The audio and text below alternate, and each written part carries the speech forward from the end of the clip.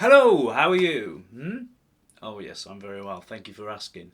Hello, my name's Robert Lane. I'm a musician, songwriter, actor and guitar tutor based in the UK. And in this video today, I want to talk about the state of the music industry. Before we get into that, could I ask you please to subscribe to my channel?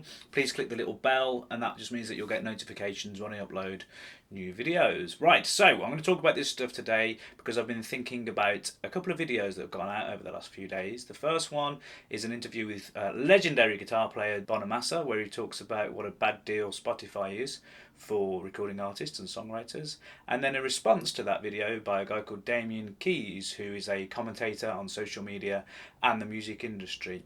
Now I'm going to put a link to both the videos in the description for this video because I think they're well worth watching.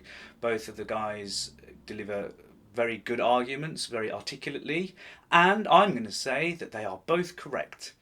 It's correct that Spotify is not a good deal for music makers. What's really frustrating is that people are making money from streaming and it's not the artists. And that is very frustrating.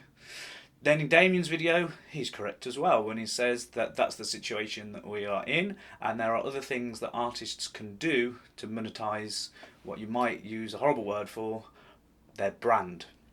Now, watch both those videos, as I've mentioned, because I think you'll find them interesting. My few thoughts on it.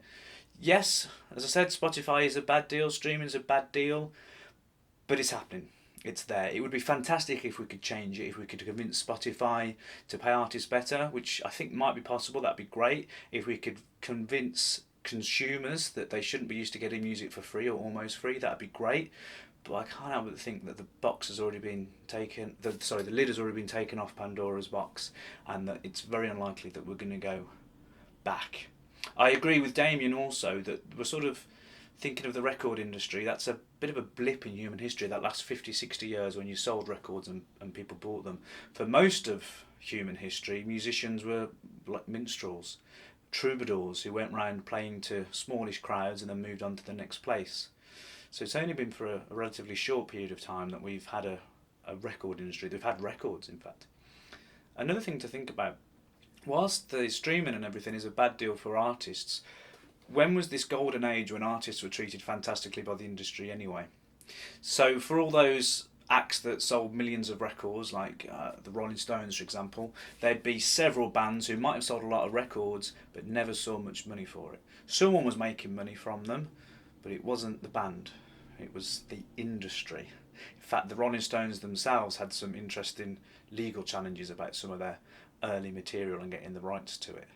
And the other thing, of course, is that a band like the Rolling Stones or Led Zeppelin or U2 or AC/DC are fantastic business people. They're brands. That's why you see people walking around with AC/DC and Led Zeppelin and that Rolling Stones Lips logo on their t-shirts. Some of those people might not even know the band's music, but they've bought into a brand for whatever reason. So it's not the case that even the biggest artists were ever just relying on their record sales. They were always monetizing other things. And of course there's other ways of doing it apart from selling records. When I put my album out last year, it was crowdfunded. Now that was something that I was really sceptical about doing. A few people suggested I do it and I felt a bit uncomfortable. I felt like maybe it was begging to ask people for money up front.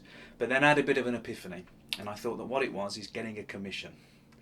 Someone or a group of people have liked what an artist has done and says, please do some more, here's the money so that you can go away and do it.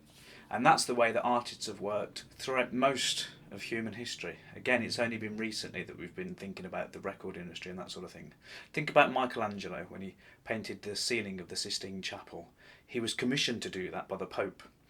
It wasn't his ambition, his dream to do that piece of artwork. He thought of himself as a sculptor, I think, and somebody was asking him to be a painter and do what they asked them to do. He ran away from Rome for a while to try and avoid doing the job, and in the end he did it because it's what the Pope asked for. Now, my commission, obviously nowhere near on the scale of that, but my commission for my album, I didn't have to answer to a record label, I didn't have to answer to the Pope. I just did what I wanted. I only really had to answer to my audience, and they wanted me to do what I wanted to do because they already liked what I'd done before. So yes, there's real difficulties at the moment, and the internet and the spreading of music for free has made things challenging. But I feel for creative people, there's always ways of doing things. So what are your thoughts about this? Please leave me a comment. Let me know what you think. Let's get the conversation on this going. Thank you so much. Please subscribe to the channel, share the video, do all of that stuff. If you want to hear more about me and see what I'm up to, you can find me at robertlanemusic.co.uk. I'm also across social media as @robertlanemusic. Thank you so much. See you next time. Goodbye.